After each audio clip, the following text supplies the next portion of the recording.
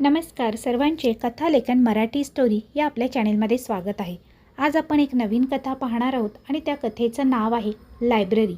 लेखक आहेत कनिष्क हिवरेकर। जर याआधी तुम्ही आपल्या चॅनेलला सबस्क्राईब नसेल केलं तर अशाच कथा पाहण्यासाठी नक्की आपल्या चॅनेलला सबस्क्राईब करून घ्या। पाहूया कथा। श्रेयाला वाचनाचा फार छंद होता। अनेक प्रकारचे साहित्य, पुराण, ग्रंथ, वाङ्मयाचे तिने चक्क पारायण केले होते। शहरातील एक असे ग्रंथालय नसेल जे श्रेयाच्या नजरेतून सुटले असेल। पुस्तकाच्या गुळगुळीत पानांचा स्पर्श, त्या जुन्या आणि नव्या कागदांचे गंध, त्या कथा ज्या तिच्या कानी ध्यानी मणी गुणगुणल्या जातील। नवीन जुन्या सर्व प्रकारची कादंबरी ती अगदी शोधून काढून वाचायची। ग्रंथालयातील सन्नाटा, ते हॉलमध्ये घुमणारे हवेचे आवाज, त्यात तिचे हरवून जाणे। तेव्हा अलीकडेच श्रेयाला शहरातील एका सर्वात जुन्या ग्रंथालयाबद्दल माहिती मिळाली। ऐकण्यात आलं होतं की त्या ग्रंथालयात अगदी प्राचीन बखर, ताम्रपत्र, खलिते असे काही दस्त ठेवण्यात आले आहेत। त्यामध्ये इतिहासात दडलेल्या असंगीतिक आणि रहस्यमयी घटनांची नोंद आहे। मग काय, एखाद्या खादाड व्यक्तीला पंचपक्वान्नांच्या पंगतीला बोलवण्यात यावं आणि त्याने जाऊ नये? बांधली श्रेयाने मनाशी गाठ आणि निघाली भेट द्यायला त्या ग्रंथालयास। शहरातील वास्तविक जगाशी तिचे काहीही घेणेदेणे नव्हते। तिचे जग तर काल्पनिक विश्वात वसलेले होते। तिच्या पुस्तकांच्या जगात तिचं स्वतःचं हक्काचं ब्रह्मांड होतं। रस्त्यावरची रहदारी मागे पडली आणि शहरातील जुन्या उपनगराकडे तिने वळण घेतले। मोबाईलच्या मॅपने तिला अगदी योग्य स्थळी आणून सोडले। चिरेबंदी भिंतीची फार उंच अशी ती ग्रंथालयाची जागा होती। त्या ग्रंथालयाच्या पाटीवरती नाव लिहिले होते, विचित्रे पुस्तकालय। डोक्यावरील हेल्मेट काढून स्कूटी इमारतीच्या बाहेरच लावून त्यावर तिने आपले हेल्मेट अडकवले। एक वेळ मॅप काढून पाहिला आणि दिसलं की ती योग्य ठिकाणावर आली आहे। तेव्हा क्षणभर त्या स्मार्टफोनची स्क्रीन फ्लिकर झाली। ग्रंथालयाच्या पायऱ्या चढून जात तिने ग्रंथालयाची कडी ठोठावली। कडीचा आवाज आत खोलवर घुमला। आपल्या साईड बॅगचा बंद पकडून ती वाट बघत उभी राहिली। काही वेळ थांबून श्रेयाने दारावर कान लावला आणि पुन्हा एकदा कडी ठोठावून बघितली। कडीचा आवाज आत खोलवर घुमत गेला आणि अचानक कोणाच्या तरी बूट घातलेल्या पावलांचा टपटप आवाज कानांवर पडला। तो पावलांचा आवाज अगदी जवळ येत राहिला। तेव्हा अचानक श्रेयाच्या व्हॉट्सअपवरती तिच्या मैत्रिणीचा नेहाचा मेसेज आला, कुठे तू? मला एक जुनं ग्रंथालय सापडलं आहे, विचित्रे पुस्तकालय नावाचं, श्रेया म्हणाली।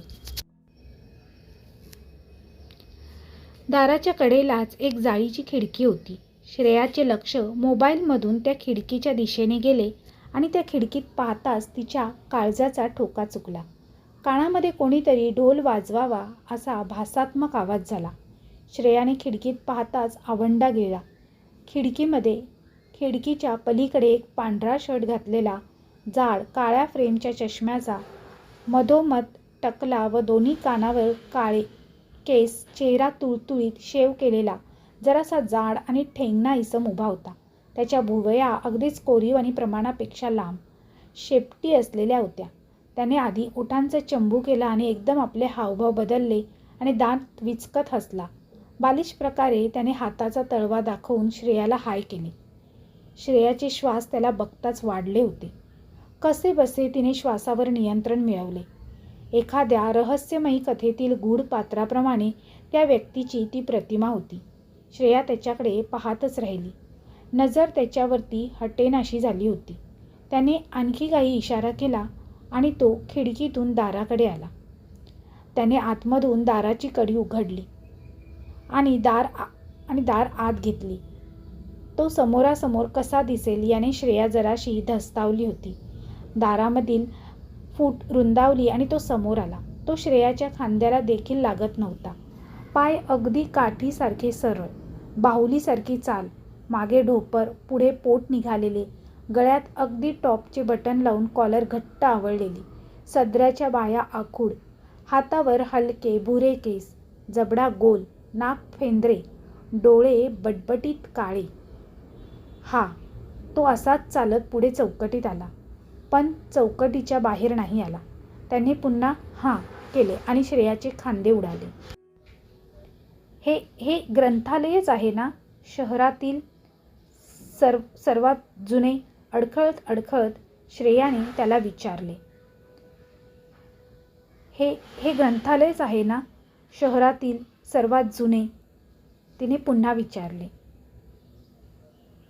तेव्हा तो ठेंगणा इसम श्रेयाच्या पाठीमागे बाहेरील वृक्ष, आभाळ, जमीन, गाडी, रस्ता सगळ्या गोष्टीकडे असा बघत होता जसे की तो हे सगळं अगदी नव्यानेच पाहतो आहे.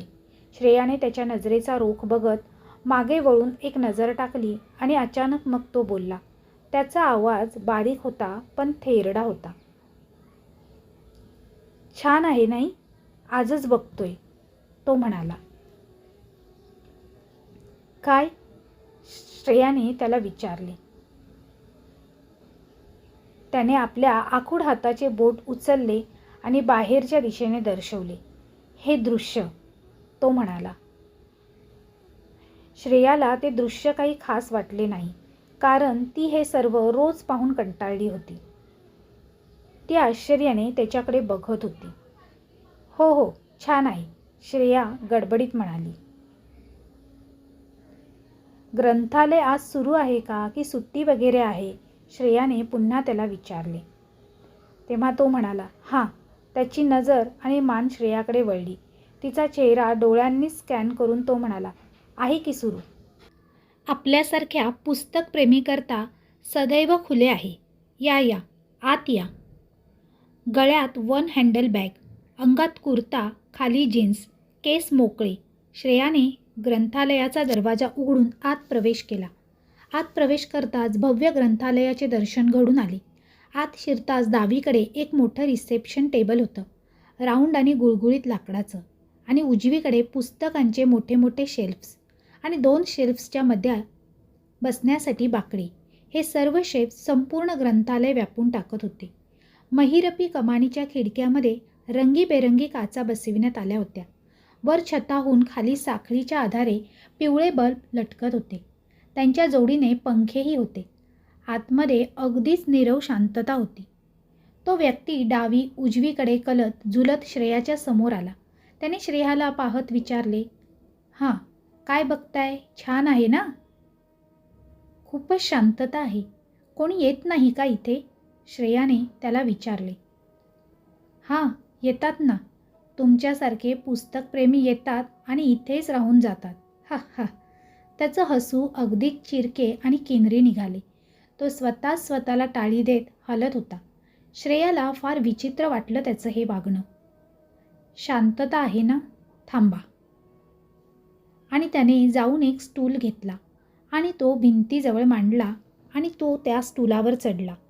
चढून त्याने स्विचबोर्डवरील सर्व बटणं दाबली आणि एक एक करत पंखे आणि दिवे चालू झाले. हां, मला हे करायला खूप आवडतं. डोळे मिचकत खांदे गालापर्यंत उडवत तो म्हणाला. तोच स्टूल घेऊन तो ग्रंथपाल रिसेप्शन टेबलाच्या पलीकडे जाऊन उभा राहिला. बोला, काय सेवा करू आपली? म्हणाला. मला मेंबरशिप हवी आहे. इथून मी पुस्तक घरी घेऊन जाऊ शकते ना? श्रेयाने त्याला विचारले.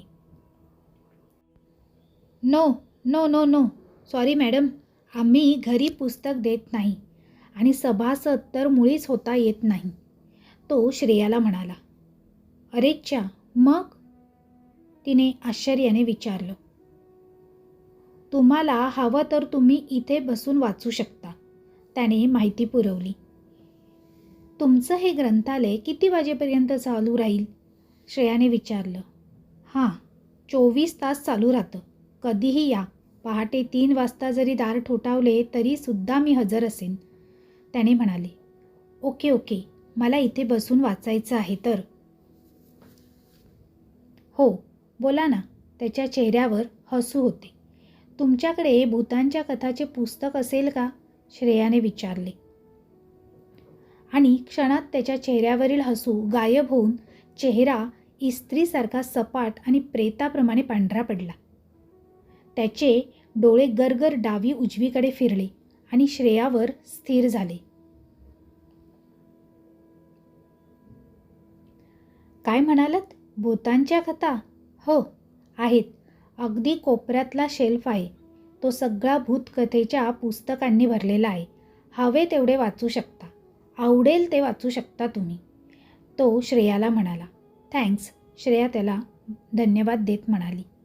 तुमची बॅग मात्र तुम्हाला इथे ठेवावी लागेल, त्याने श्रेयाला म्हटलं. श्रेयाच्या बॅगकडे बोट दाखवत तो म्हणाला. ओह, ओके. श्रेयाने बॅग काढून तिथे कपाटाच्या उघड्या रकान्यात ठेवून दिली. तिथे आणखीही बॅग्स होत्या, पण त्यांच्यावर बरीच धूळ जमा झाली होती. श्रेयाला हे जरा नवल वाटलं. इथे रजिस्टरमध्ये तुमचं नाव आणि पत्ता नोंदवून ठेवा. त्याने श्रेयाकडे एक जाडजूड रजिस्टर काढले आणि मधूनच ते उघडलं. तिथे काही नावं लिहिली होती. त्यातच रिकाम्या ओळीकडे त्याने बोट दाखवले. इथे लिहा तुमचा नाव आणि पत्ता दोन्हीही, तो म्हणाला. श्रेयाने नाव, पत्ता, नंबर आणि आजची तारीख आणि वेळ टाकली, पण सहज तिचे लक्ष वरच्या तारखेवर आणि वेळेवर गेले. वरची तारीख थेट 5 वर्ष जुनी होती, पण त्यात क्लोजिंग टाईमची नोंद नव्हती. श्रेयाला हे जरा नवल वाटलं. तो टेबलच्या पलीकडून बाहेर आला. श्रेयाने रजिस्टर बंद केलं आणि तो तिला सर्वात शेवटच्या रांगेपर्यंत घेऊन आला. तो पुढे आणि श्रेया मागे मागे गेली. त्याने तिला रांगेतील शेवटचा भाग दाखवला. त्यात इथे आहेत सर्व भूतकथा. आस्वाद घ्या, असं म्हणाला आणि तो चालत चालत टेबलच्या दिशेने निघून गेला.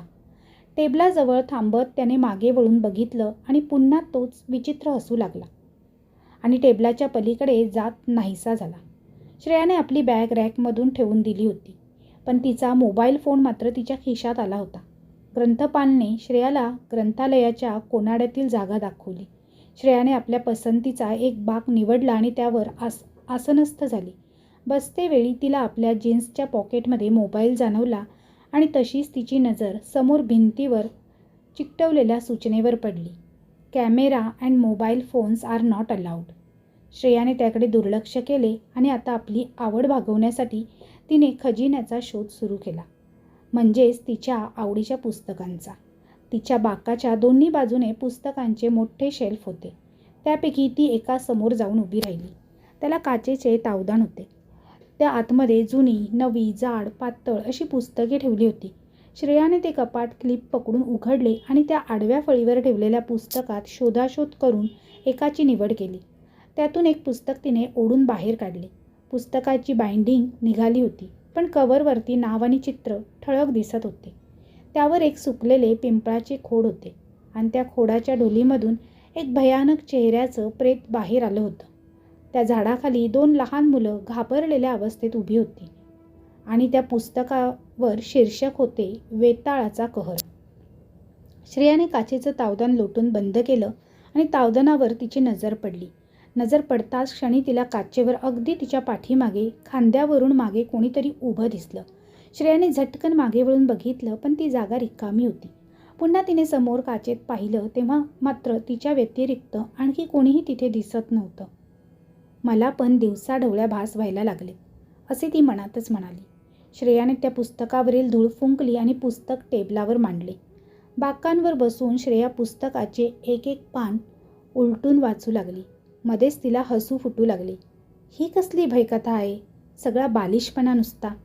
तरी देखील श्रेया पान पालटत वाचत राहिली आणि आणखी एकदा हसून तिने पुस्तकाचे पान पालटले आणि पान पलटताच ती दचकली, कारण पुस्तकाच्या पुढल्या पानांवर रक्ताचे लालभडक डाग उमटले होते. 2-4 थेंबाचे ठळक शिंतोडे सहज दिसून येत होते. ही कसली मस्करी आहे, ती म्हणाली. श्रेयाने पुस्तक तसेच हातात घेतले आणि बाकावरून उठून थेट शेल्फच्या आळीमधून ग्रंथपालला हाका मारत ती बाहेर पडू लागली. ग्रंथपाल, ग्रंथपाल. श्रेयाचा आवाज काहीसा वाढला आणि आवाज चांगलाच त्या ग्रंथालयात खणकला.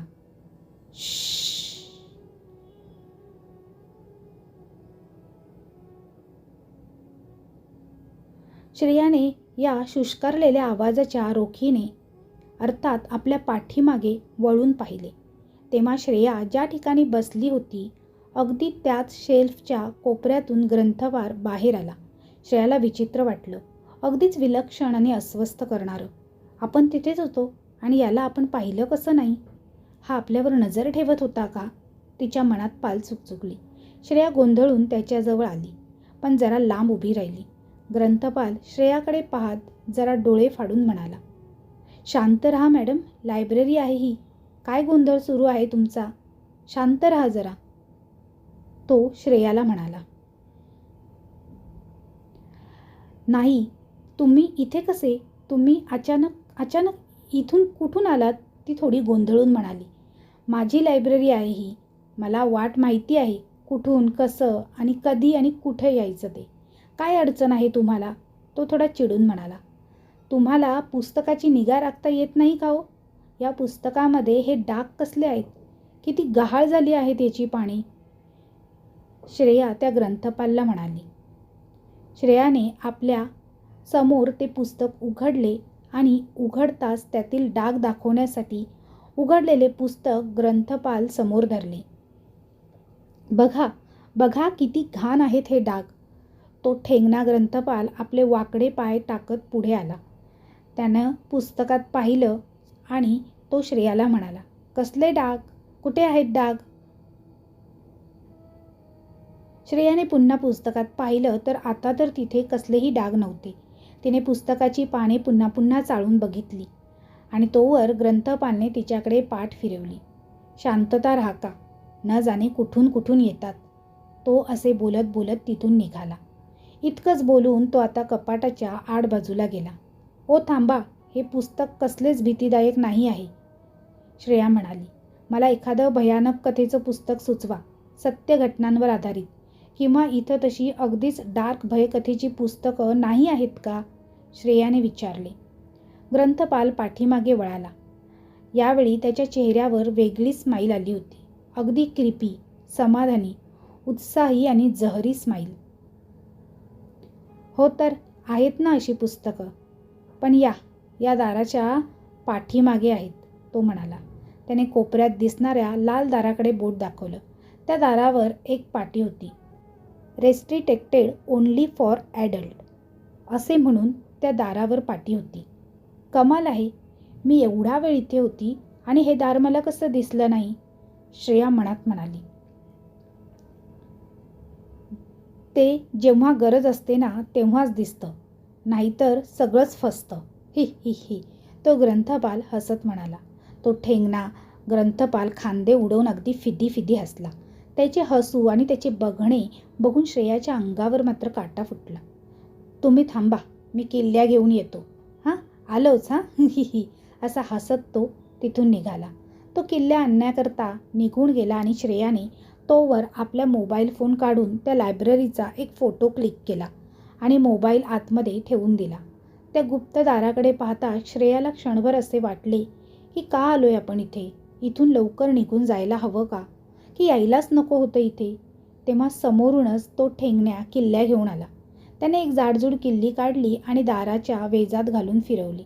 दार खटकन उघडले आणि दाराच्या फटीतून धुलीकण उडत बाहेर आले. या, आत या. त्याने आपल्या हाताने एक विचित्र इशारा केला. उजव्या हाताने त्याने ते दार आत ढकलले आणि दार अगदी कर्णकर्कश आवाज करत आत जाऊन भिंतीला धडकले. आतमध्ये मुलखाचा काळोख होता. काहीही उघड्या डोळ्यांनी दिसणे शक्य नव्हते आणि तेव्हा त्याच अंधारात तो ठेंगणा बटक बटक चालत गेला. आत अंधारात जाऊन तो पुन्हा म्हणाला, या हो मॅडम, या, आत या. अंधारात त्याचा आवाज अगदी घुमला. तो श्रेयाला आतमध्ये बोलवत होता. या, आतमध्ये दिवे नाही आहेत का हो? ती त्याला म्हणाली आणि खटकन एक कळ दाबल्याचा आवाज आला आणि आतमधील सर्व दिवे पेटले. श्रेयाने दारात येऊन आत डोकावून बघितलं. तसा तो भिंतीजवळ उभा होता. आतमधील प्रभाग बाहेरपेक्षा जरा लहान होता. इथे मोजून 4 ते 5 शेल्फ होते आणि वरती छताला साखळीने टांगलेले 2 बल्ब पेटले होते. या या, आत या, तो म्हणाला. इथल्या सर्व शेल्फना काळा रंग देण्यात आला होता. भिंतीमधील खिडक्या अगदीच छोट्या होत्या. कपाटातील पुस्तके अगदी जाडजूड दिसत होती. शिवाय या खोलीत अगदीच निव्वळ शांतता पसरलेली होती. त्या शांततेला भंग करणारा भिंतीवरील घड्याळाचा आवाज परिसरात घुमत होता. टिक टिक टिक असा आवाज पूर्ण परिसरात घुमत होता. इथे तुम्हाला तुमच्या आवडीची पुस्तकं वाचायला मिळतील हो. तुम्हाला जे हवं ते सगळं इथे आहे, अगदी सगळं, तो ग्रंथपाल श्रेयाला म्हणाला. त्याने शेवटी जे शब्द होते त्या शब्दांवर जोर दिला. नकळत श्रेयाने आवंडा अडकलेला गिळला. तिला हवे तसे वाचनासाठी पोषक वातावरण लाभले होते. त्यात आता ही पुस्तकं किती भयानक असतील हे तर तिला वाचल्यानंतरच समजणार होतं. आणखी कोणी येत नाहीत का इथे, वाचनप्रेमी किंवा तुमचे कोणी सभासद? श्रेयाने त्या ग्रंथपालला विचारले. येतील की, संध्याकाळी 6 नंतर एक एक करत सगळे येतील हो. तुम्ही तोवर वाचून घ्या.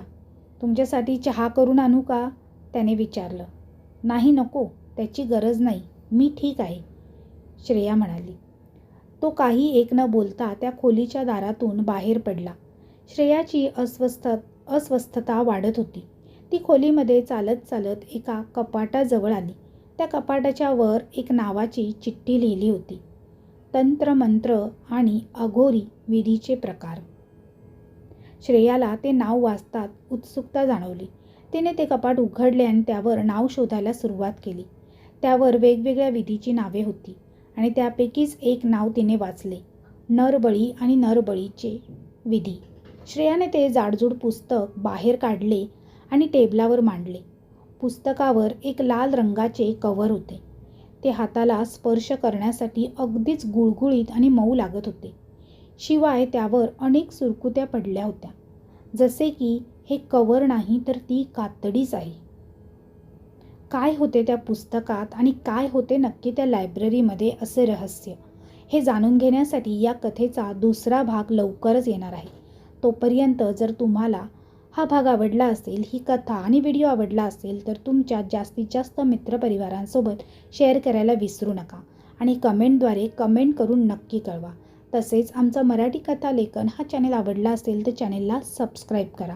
त्याचप्रमाणे चॅनेलला बेल आयकॉनवर ओकेवर सेट करा, जेणेकरून तुम्हाला नवनवीन व्हिडिओचे नोटिफिकेशन लगेचच मिळतील. पुन्हा भेटूया अशीच नवीन आणि छानशी कथा घेऊन. तोपर्यंत सर्वांना धन्यवाद. Bye bye.